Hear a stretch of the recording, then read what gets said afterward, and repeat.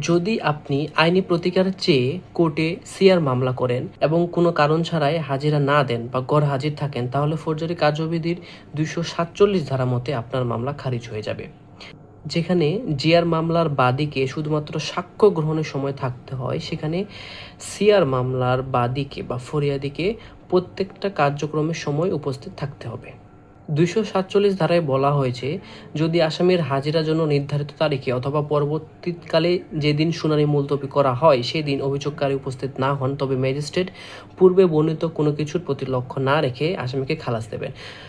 তবে তিনি যদি মনে করেন যে মামলার শুনানি অন্য কোনো তারিখে মুলতবি করা উচিত, তবে তা তিনি করতে পারেন। অথবা যেখানে অভিযোগকারী একজন সরকারি কর্মচারী বা তার ব্যক্তিগত হাজিরা আবশ্যক নয়, সেক্ষেত্রে ম্যাজিস্ট্রেট চাইলে তার হাজিরা থেকে তাকে অব্যাহতি দিতে পারেন এবং মামলা কার্যক্রম চালিয়ে যেতে পারেন।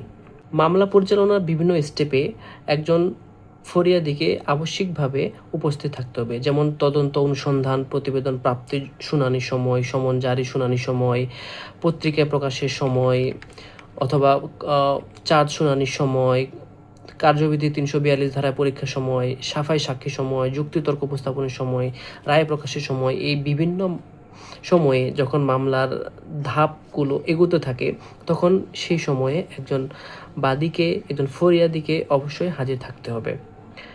যদি হাজির না থাকে তাহলে মামলা খারিজ হয়ে যাবে। এখন বাদী বা ফরিয়াদি কি করতে পারে? রায় আর্জি দাখিল করে মামলা দায়ের করতে পারে অথবা উচ্চ আদালতে দাখিল করতে